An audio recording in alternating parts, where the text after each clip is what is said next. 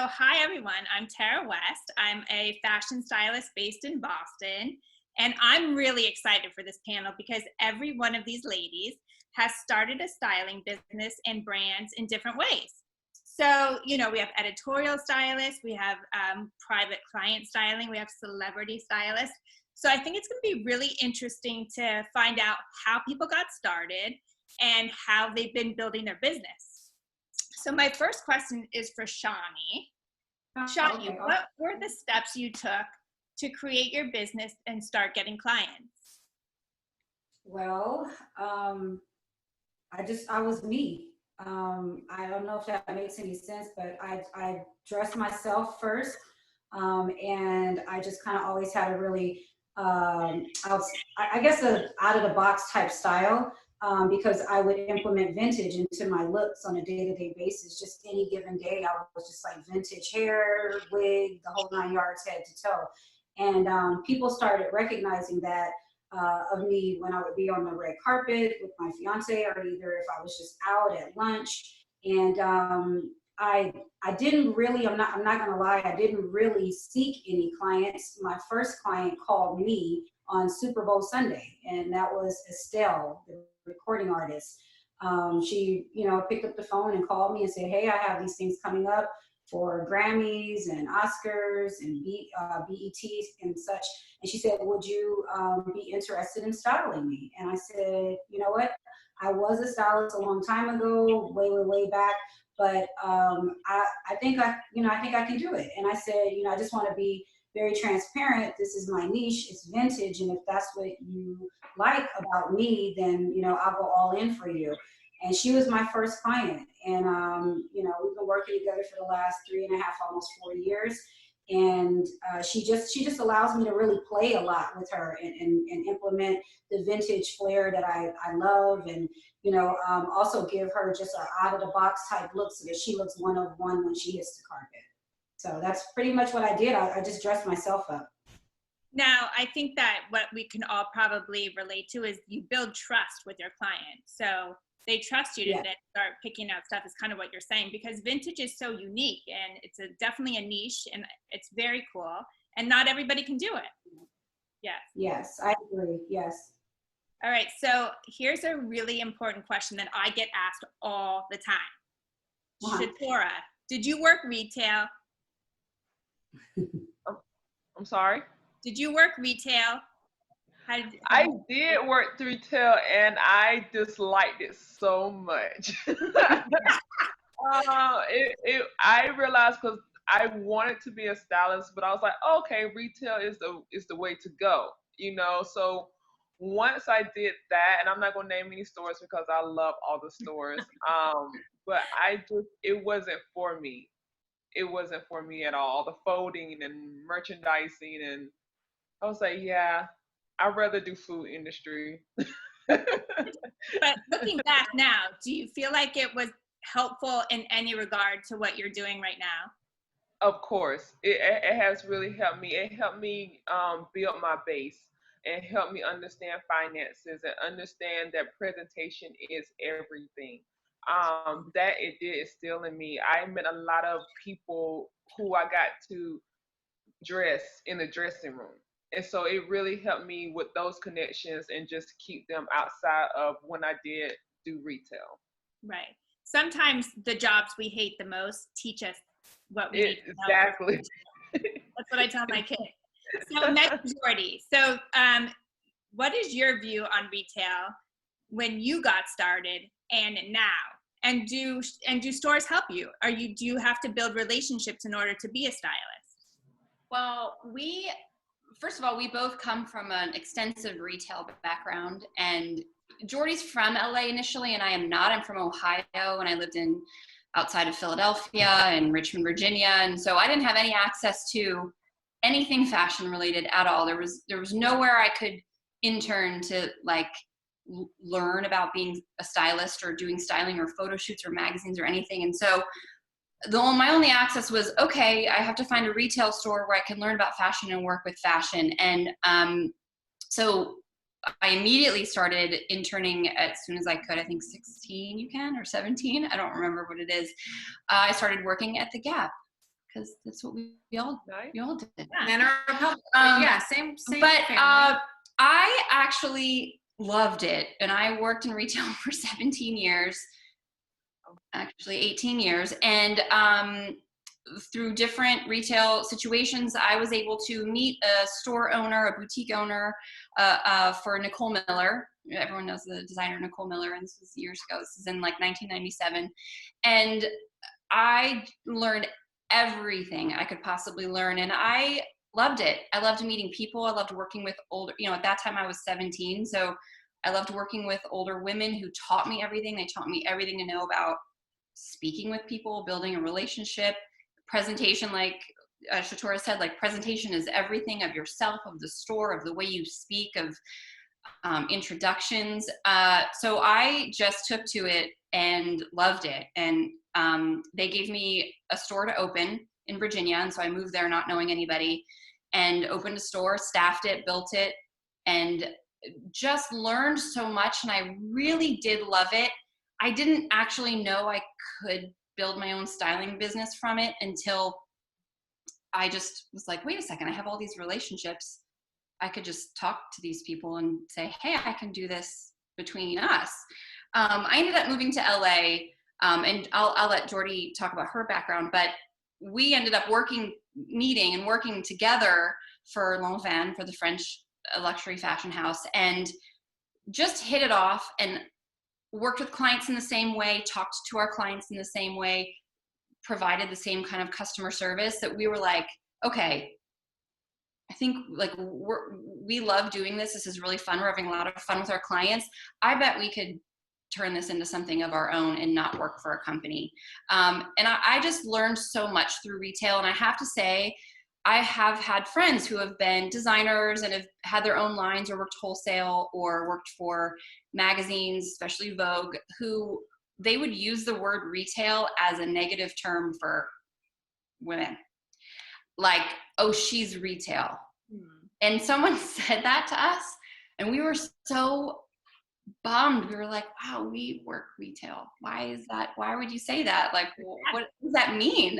And it kind of meant like we were like a shop girl or salesy, and it was not like cool, and like we had style and are able to do it by ourselves. And that kind of lit a fire underneath us. Like, wait a second, we're as business savvy and we have relationships and we have style and we can do this. And so we'll show you that being retail is not a bad thing.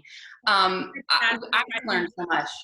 Do you guys find that, because a lot of us obviously have to work with stores, do you find that they're more supportive now to stylists than they have been in past years? Or do you still find that it's tricky? I think just like starting out in retail, every single point from start to when you branch out on your own, it's all about relationship. So we really got to this point, like Meg said, where we were both working. She was still at Lanvin. I had since moved on. I was doing in-house styling for a brand called Vince. I was seeing over, 30 stores with all their VIP clients. And Meg and I made this huge leap of faith. I mean, this is, 6-7 years ago now, but we had small kids. We were just like this. We feels like we're at that point, right? And so what was interesting though is that Meg had worked on Rodeo for a really long time. I had been in Malibu. We had the way we started our connections through pulling and through going to stores and through cultivating all that was just other people that were just like us that we'd known from our retail that have now, now 6-7 years later, they're either the directors of stores, they're this, but it's all about like relationship and sort of, because we started on the retail floor, I started even in LA as a sales assistant, being really respectful, kind and respecting that everyone's kind of trying to help and whatever. Like we have a great relationship now with the store people. And I think that's a little bit because we understand the culture. That's where we came from. And I think they realize that stylists are very important right now. Personal shoppers are very important right now. Mm-hmm. Some clients, as we all probably have, don't like to shop online and they're afraid to go into stores. So right now we have actually an opportunity to say, I can do that for you. I can get it for you. I can style it for you. And retail has, you know, the stores are now much more open to that. They were before the pandemic as well, but we did start getting calls from stores. They're saying, hey, we know you girls have some clients. We know you do personal shopping. How would you like to, you know, you can pull from our store. And in the beginning, I will say, which I'm sure you guys can all agree, it was very strict. It was like, okay, if you've never pulled with us, you can't pull. It's got to be a 24-hour return. You've got to leave a deposit. We got to take this down. You know, it was so hard to pull merchandise to sell. And we were like, wow, we just want to help you sell your stuff. You're making it so hard, forget it. So we would leave stores and be like, never mind. And then stores, I think, started realizing, oh, we need to be open. We need to allow, this is their business, this is what they do. They connect us to clients. We need to be open. And so, yes, it has changed for the better. And they're much more open to us and saying, what do you need for your clients? We'll send it, we'll messenger it anywhere, we'll give it to you. And so it's a lot easier now. I think what they've realized is the value in what you bring, because you're now widening their audience, right? So and also each store now, just this tiny thought, almost every store that has enough of a clientele represents stylists. They don't even call them salespeople anymore, which is great, which is why I was a salesperson. Now they're called stylists. So they're understanding that, like, that niche of, like, okay, whether it's from internal or external or wherever we're getting it from, that's what people are looking for. It's true. So talking about relationships, Tiffany, I have a question for you. Did you have a mentor? Because you're a celebrity stylist, correct? Mm-hmm. Yes. And so did you have somebody that you knew that was in the styling business, in celebrity styling? I mean, did you have a mentor? I think a lot of us do, or we look up to somebody. Yeah. I mean, I kind of went the route of going to school for fashion. And I knew just through doing research that New York was a place to do that. One of several places, but, you know, for me, it was like, okay, that New York is the center of it. And so I went to school at Parsons, and knowing I wanted to be a stylist, but I thought I wanted to work in magazines, which I kind of went that route. But I got some really great advice from the then photo director at Glamour magazine. And she was like, start to look at Le Book, which was like this big, you know, almost like a phone book for creatives that had stylists, photographers, hair and makeup people, producers, all sorts of things. She's like, start to do some research on this list of stylists. So I made a copy, went home, you know, and did my research. And the people that I gravitated towards were generally highly creative in the celebrity realm. So I just started, this will show you like my age, but I started faxing my resume to the people that I really loved. And it was like Freddie Liba, who used to do all the, you know, InStyle covers and that kind of thing. And one of them that I really admired was Andrea Lieberman. And so I faxed my resume to her agency, and I just cold called people as well.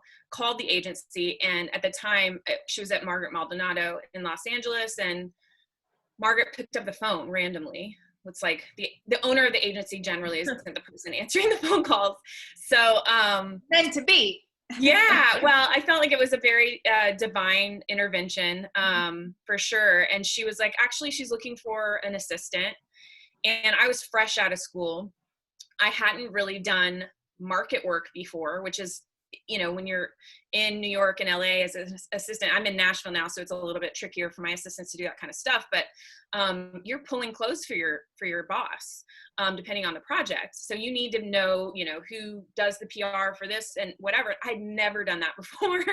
But because I was an intern at Glamour, I had written, you know, Gucci, Attention Megan, like a million times, sending samples back. So I faked it and got the job. And actually Joan Reedy, who's on another panel today, was the person that hired me. She's amazing. And yeah, she was 100% my mentor. Like I worked with her for probably about 2 years. I was one of several assistants on the East Coast. She had assistants on the West Coast as well. And our main client was Jennifer Lopez, which it's like, Amazing. It was incredible. and she did Gwen Stefani and all her solo career stuff. And so getting to see how highly creative she could be, specifically with celebrity and in the music side of it, I really enjoyed watching. She was so involved. I mean, I got to help with Gwen Stefani's first runway show for her Lamb collection. I mean, I was the one like gluing the flowers on Lily Cole's, finale dress, the bridal dress. And it was I'm actually getting goosebumps right now because it's a beyond incredible experience. And I was like, I want to be like her. So, I would say she was probably my mentor. I certainly had other bosses before and after. I assisted for a long time. But not, honestly, I never was at the place where I feel like can be tricky with assistants now where they're like, oh, I'm styling, I need to style now or whatever. And there's so much to learn. I felt like I learned so much from each one of them, but I would say based on what I do now, she was probably my biggest influence for sure. That's nice. I think it's always, whether it's, we get inspiration from a style, just people who are stylish, but it's also always nice to have somebody who's in the business who kind of takes us under our wing or gives us our first break. Really. Yeah, who answers the phone. It's amazing. Yes. Yeah. Okay, so my next question is for Shatora. Shatora, have you met any clients or people who you just knew who actually became your clients? If that makes any sense. Like, have you sometimes I have friends who then become my clients. Have you had that experience, and what's it like? Yes, I have. I love it. I love it because I know that person. I know their personality. And I get to, like one of the people on the panel said, they get to play with them. I think it was I forgot her name on the panel, but I love it because again, they trust you, like you know them. And so when you build that trust, it's like, hey, let's think outside the box, or you can have that conversation like, oh, do you want to stay within the box? Like, what is your vibe? I like having those conversations with them. And if you know them personally, you can be real with them. Versus if you just meet a new client, you like getting to know them, getting to know what they like, what they love, what they don't dislike about their body, and all this other things. So I think it all plays into a factor. It's really building relationships and figuring out who your client is all the way around. So I have personally had experiences where people kind of think because we're friends that maybe the business part is not so much a part of it. Have you experienced that? Because I know a key word. It's when you're out and about, and if you find, or if you can pick up, and I'm like, pick up does not mean you're not going to pay me. You guys are all laughing. If you see this, if you happen to find yes, so perfect black pump, like just when you're around. Yeah, or sometimes. I mean, so has that happened to you? Because it sounds like it's happening. It still happens to us, and all the time we. Yes. No, you cannot do this. You tell her. And it becomes a little tricky when it's a person. I mean, business is business. And although, as we know, it can transfer into personal. So how do you handle that, Shatora? Like, what would you do? Or what have you done? You know what? I take it as it is because some people don't know your relationship. People like to judge from outside. But in reality, it's helping everybody. Whether we best friends, sisters, a client, it's helping everyone because I get to personalize. Say if me and you were best friends here, like I would personalize you. You would personalize somebody else. Like everything is word by mouth. Like I'm helping you, you helping me, and that's just something that they would have to understand. But again, it happens all the time. It happens all the time, and I think some of the negative stuff you really just gotta, like I said, brush off your shoulder and keep it moving because it is a business. In business, you just gotta push. Will you charge them? Will you say? I mean, I still send a bill because it is a business, and I know that it's a business. Yeah, it's a business. Yeah, you have to have boundaries. You have to have boundaries. Otherwise, people take. Yeah, thank you, Tiffany. I mean, it is. I feel like I have situations where my celebrity clients will, like for instance, for their weddings, they'll expect me to do it for free. And I will give some sort of a discount as a wedding gift, but I'm like, I wouldn't invite you to my wedding and expect you to sing for free. Like, Like, we all why? have to eat, right? We all have Yes, to have exactly. bills. Exactly. There's just, I mean, there needs to be a mutual respect, I Yeah. think, and you got to set boundaries. I mean, and have to talk about it beforehand, I would say. I mean, like, I would never just like do something that somebody asked me to do and then send them a bill. I'd be like, okay, I'm happy to do that for you. Here's my rates or whatever, you know. Nick and I have this like beautiful line on the weekends that are like, oh, that sounds like such an interesting request. We'll book some time for you next week and look into it. I love that, ladies. Or with our kids, or not, or just, well, who cares? We'll look into it and we'll book out some time. With a smile. Ladies. Yeah, it's how to use it. That's how you phrase it. We'll book you out 2.5 hours max. We'll book that out for you. All right. So, Shawnee, and anybody can chime into this because obviously we all have opinions, but when you first started, were you thinking, I want to be private stylist, personal stylist, celebrity? I mean, what was your approach? Because I think that everybody has a different approach. For me, if I were to live in LA, it'd probably be more celebrity, but I live in Boston, and so I kind of know that I do dress people who sometimes go to red carpet, but I'm not a celebrity stylist. So what was your approach? Were you thinking personal or? Honestly, I was thinking more along editorial in the beginning. And then I figured out that I'm more of an outdoors type person, if you will. So I wanted to kind of like be free more of the day, kind of doing the running around and such versus having to be on set shooting something for several hours. So then I transitioned to my focus being celebrities. And celebrities didn't matter if it was an actor or a singer or a choreographer, it didn't matter. I really did enjoy being able to see my work all the time. And on celebrities, I could pick up a magazine or I could turn the TV on or, you know, go to a concert and see someone, you know, represent my work. So that was like for me, it was like a instant gratification direction. And I like that, you know, I like being able to turn on the television and see people, you know, actually, you know, showing what I can do any given day. So I don't have to wait for the magazine to be edited or, yeah. Because you got to wait for weeks for that, Wait for weeks for those, and I don't like that. Yeah. Got to see it right away.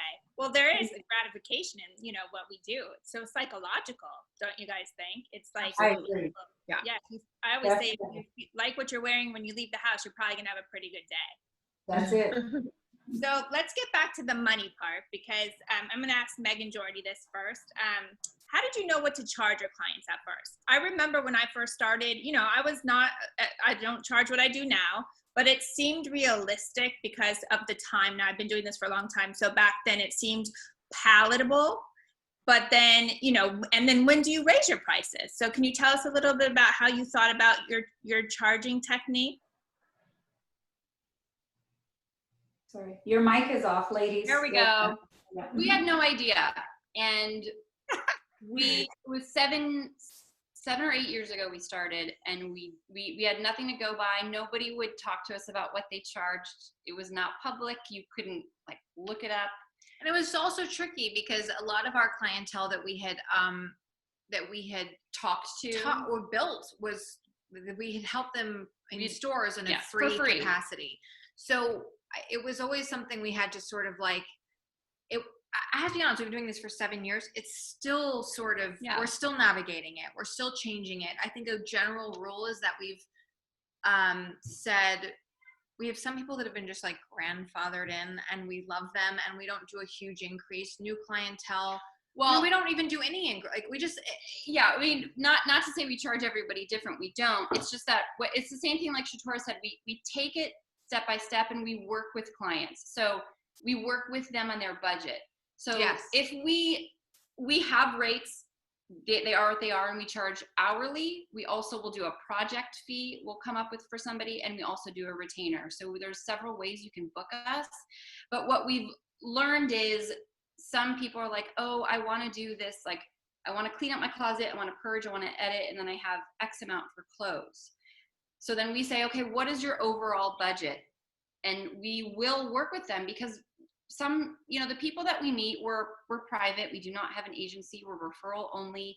Usually the people that come to us, we know through another wonderful client, and we hit it off a lot of times. And we want to help them. We want to be there for them. And we want them to know that this is something that any woman who wants to or has the means can do. So we will say, okay, let's talk about it. We look at what needs to be done, how many hours it's going to take for the two of us to reasonably do the whole job. And we'll say, okay, we can do this within your budget as a project fee. So, and because also with boundaries, we're not like, oh yeah, cool, we'll take the job. Where we are like, okay, cool, that's your budget. This is what we can do within 2 hours, right. 3 hours. Within your budget. And actually a huge learning for us was that on the Glam Hive site, we were able to go on and understand sort of where like, we are comparable. We are where we're supposed to be. We've raised our prices at a fair rate. Or started at a fair rate or whatever. Because, with inflation every year, it might change a little bit or not. It depends. There's also 2 of us. So it's like we do divide and conquer. And we do things really fast. We can shop fair. We can shop 2 sides of the city. Right. We're on the phone the entire time, but we're at 8 different stores each. So pricing 16 stores. And we come to your house with 3 racks of clothes, and it would have taken one person, maybe plus an assistant, double what it has taken. So just understanding that, navigating it, Glam Hive really helps with that. But again, I think a really important thing is, especially when you're starting out, don't go for the big guns. Don't overprice yourself. Get what you're worth. Go with your peers. And as you grow your business and as your time becomes, more and more booked up, more and more valuable, small little stepping stones along the way to kind of increase your pay. But I mean, it's a constant sort of evaluation, and especially actually now in COVID, Meg and I have really had so many conversations in terms of like, okay, now we're doing everything digitally. Now we're sending everything instead of, we're not even going into stores. What makes sense? It's a constant evaluation. That's true. When you do virtual styling, which sometimes it changes and sometimes it, it's like, doesn't, sometimes an hour is worth, I don't know if you guys find this, but virtually I'm like, this felt like 6 hours, but it was 45 minutes. You know what I mean? Doing a closet virtually is much different than Meg and I ripping through stuff in 4 minutes. Tiffany, how do you use a retainer when you're working with celebrity stylists? Does anybody use a retainer or? I don't, but I know people that do, celebrity wise. I personally have never done that, but I don't either. Yeah.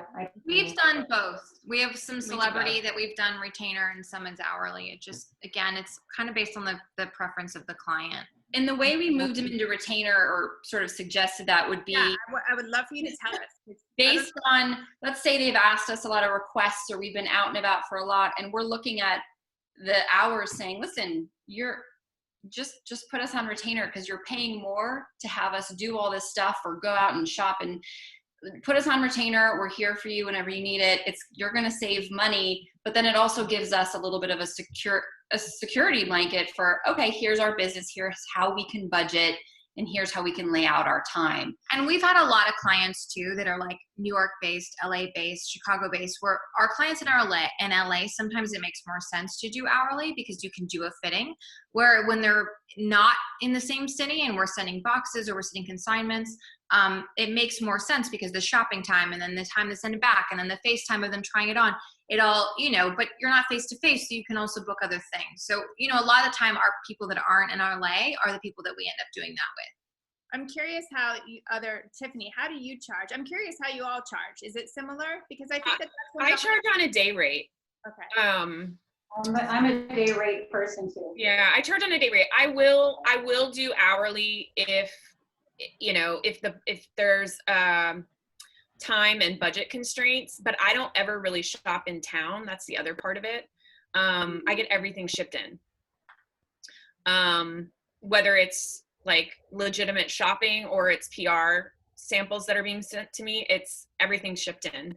There's nothing local. So if I have like somebody calling me saying I have this thing tomorrow, obviously there's not time to ship things in, or it would be an astronomical cost to ship stuff overnight, I'll, run to the mall with them or whatever and do an in-person, shop with them or whatever.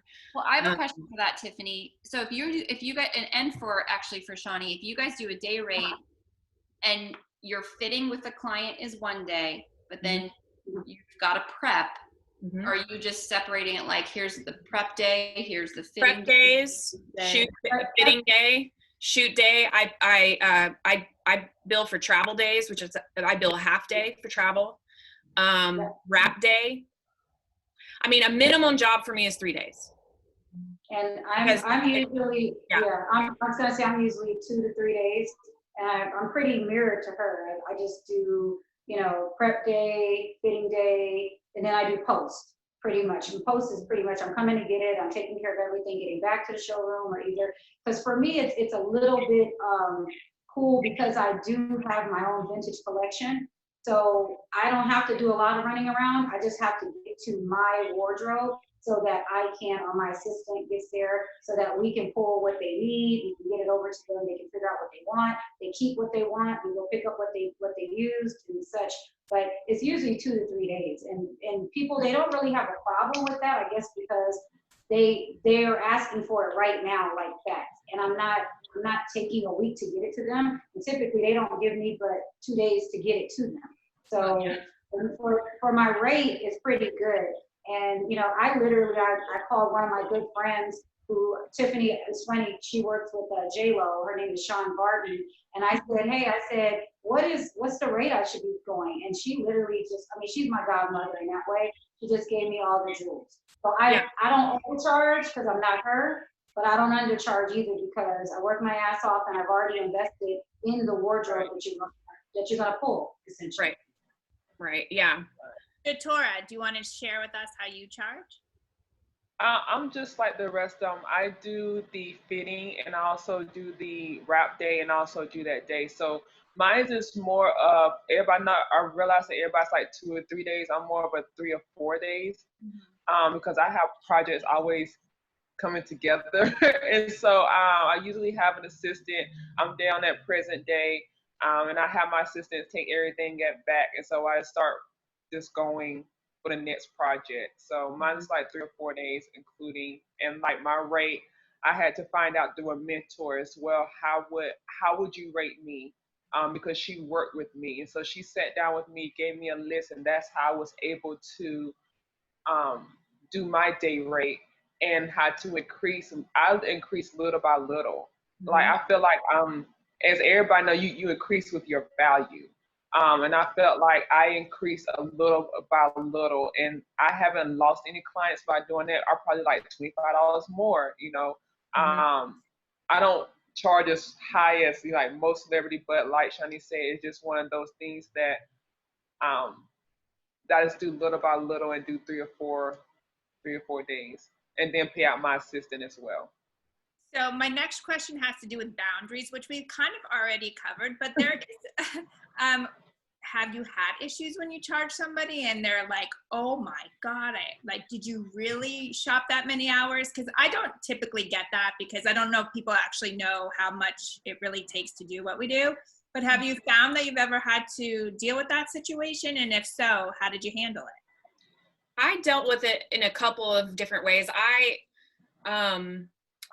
There was a couple of, I think it was about 3 or 4 years ago, I decided I was going to go with a New York LA agency, which I had never done agency ever, which I know we're going to talk about that probably later. But I had to go and talk to all my current clients and say, listen, here's the situation. I feel like this is something I need to try out for my business. And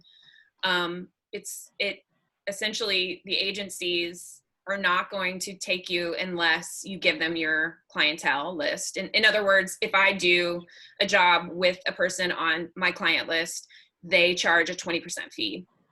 So my existing clients were going to have to pay 20% more, which was a tricky conversation. And I actually walked away from the agency deal once because I was like, I'm not going to do this. It's not right. I just didn't feel good. But then they kept contacting me and I kept feeling like, what if I didn't try this? Like, I need to see what's there. Turns out nothing was there, but that's a whole nother story.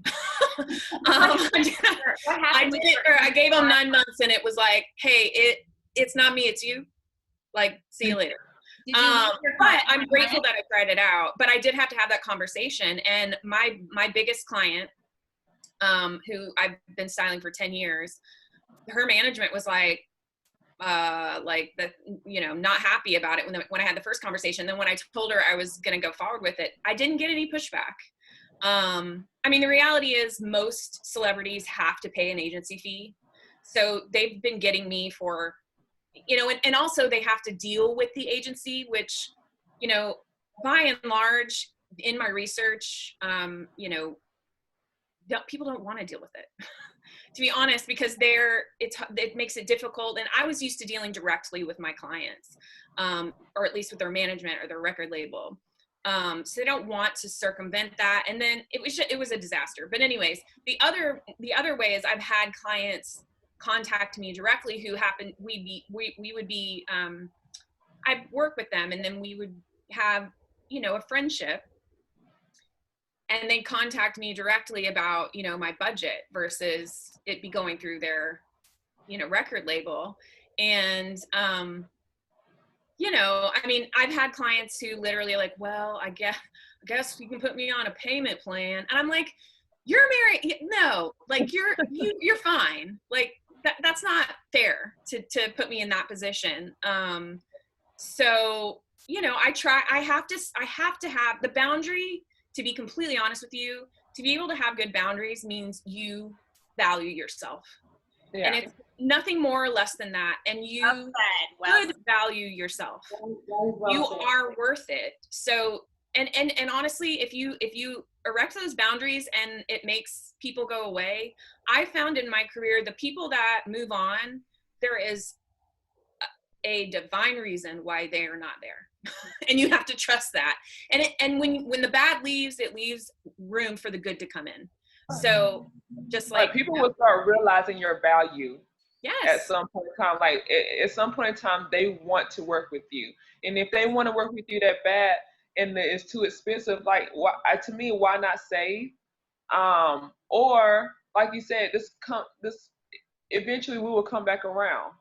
Totally. Yeah. I mean, I will say though, from a payment perspective, when I started out, I was offering to do jobs for free just to get my foot in the door. I think that was everybody though, for opportunity. Yeah, I wanted to say that because I realized a lot of aspiring stylists are going to be watching this, and maybe they haven't even started assisting yet, and they're thinking they have to charge people, which I'm not saying don't. I mean, you've got to figure out what's right for you. But for me, I mean, the way I got my big client, the biggest client on my roster is I called and said, I will fly myself to Vegas for ACMs. I will. You have to do that sometimes. Yes.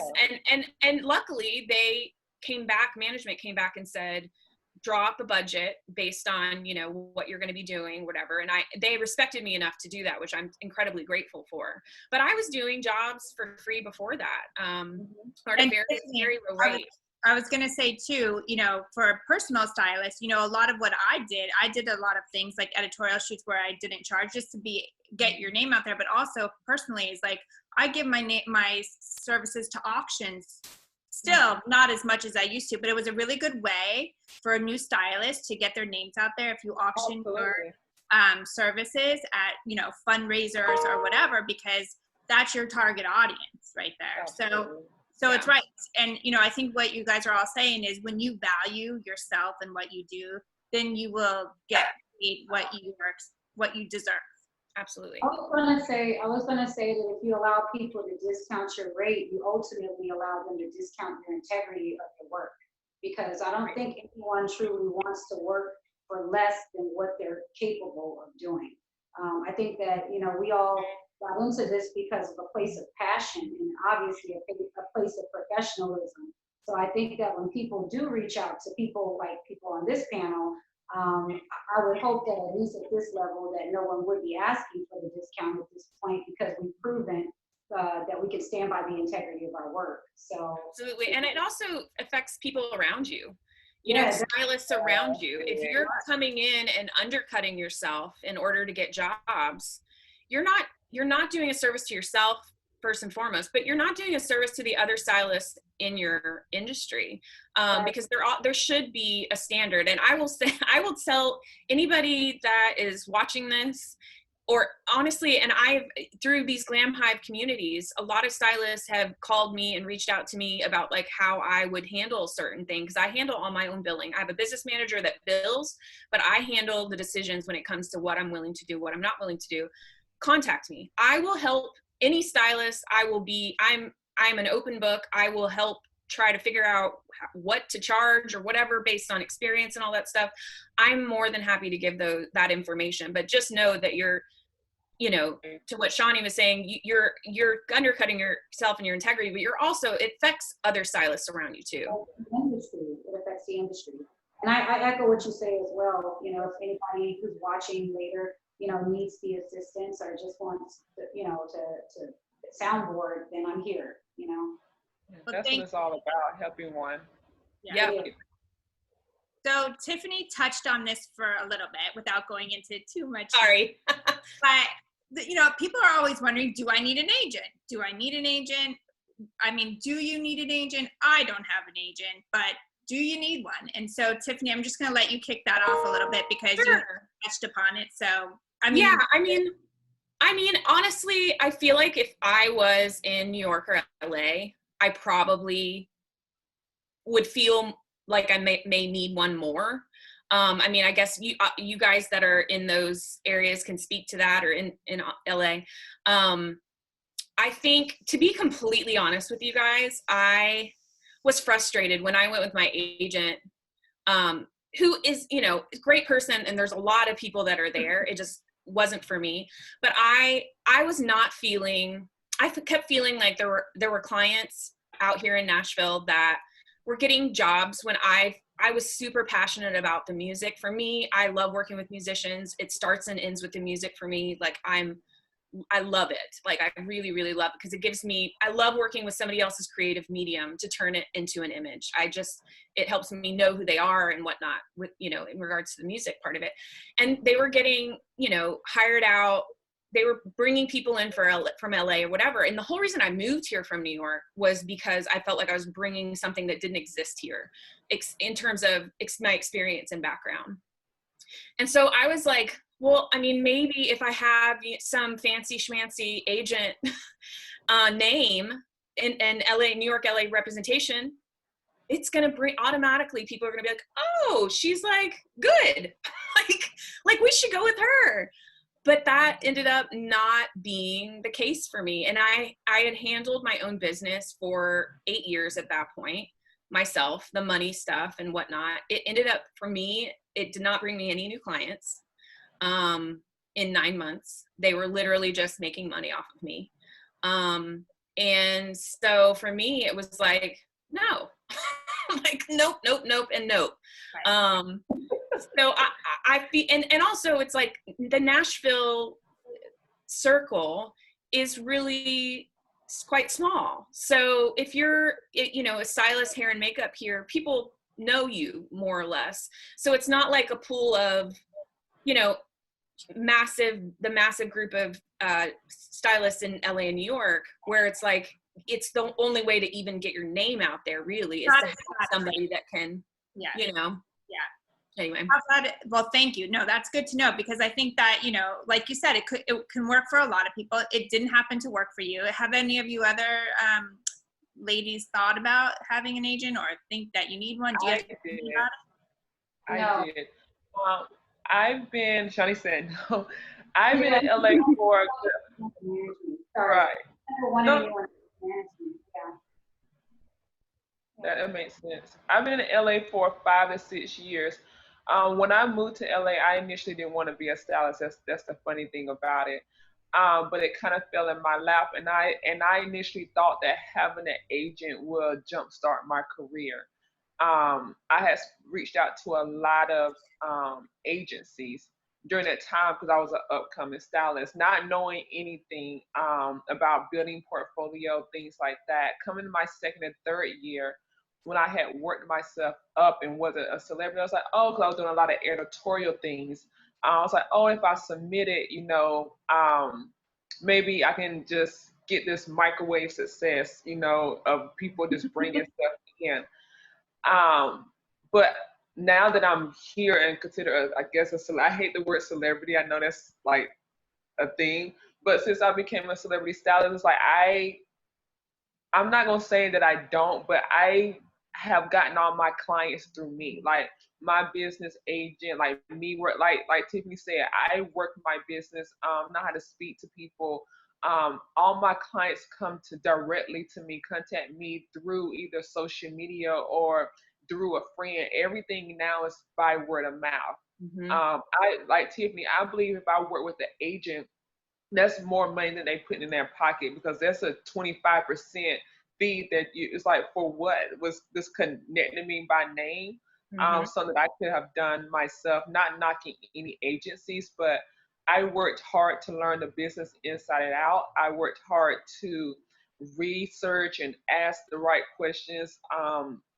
And I take pride in that, because I feel like if I was represented, I wouldn't have known the background. Like I wouldn't know all the initial fees that were taken out, or how business would actually work. And for me, I can sit here and say I'm proud because I know the business. I know how it works. I know what to charge now.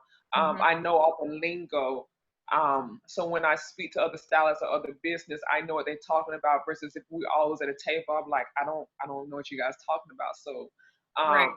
and so for me, I pride myself, just like every other stylist is on this panel. They pride themselves about learning through that, or learning through other businesses, working at other businesses, and learning the business side of things. So for me, I thought about it, but I'm glad I did not sign to a agency, because I grew my business by myself with the help of other people, because you can't do it by yourself. Well, and it sounds like too that you have full control over your business. It's your business, which brings me to my very last question, which we're gonna ask Meg and Jordy, is how does it feel to own your own business? Yeah. Tell us. For me specifically, the freedom and flexibility in order to take care of your family as well is huge. But I have a weird positive spin on it, that when we like messed up, when y'all worked for companies, you're just like, shit, my boss, everyone is going to know and think this of you, and you're just like disappointed, they're going to be disappointed. And so that is gone. And now when there's a mistake or a misstep or just something that we're just like, how could that have happened? Or we didn't something, it's just turns into such a positive, because you're like, all right, we know. You learn. We're never going to do that again. Right. This is amazing. Great. We've been there. And the empowerment that comes from mistakes is so much more, I don't know. It's like, for me, it humbles me. It helps me grow. There's no one that I disappoint but myself. And so I learn from it. That's me. I don't know. What's yours? That's a good one. I think that's good. I think you just care so much because it's yours. It's your baby, that you. Yeah, you just care. And so I think that actually success is really bred from that place, because as opposed to working for a company where sometimes you feel amazing, sometimes you might feel overlooked, sometimes ultimately it's like the sky may be the limit, but maybe it's not. With your business, you really care so much, and every motion and every client and every interaction and everything you do, and there's really no limits, and you can pivot from styling to this to that to that. So that's the best part for me, is it feels like constant inspiration, and it feels like I'm working towards the ultimate goal, which is all the goals, right? Like anything that feels possible or right. So, well, nobody's going to love your business as much as you. And you guys are all amazing. I was so happy to be here with you and do this. So thank you. It was great. Yeah, thanks so much. Everybody. Bye. So happy to see everyone. Bye. Yeah, thank you.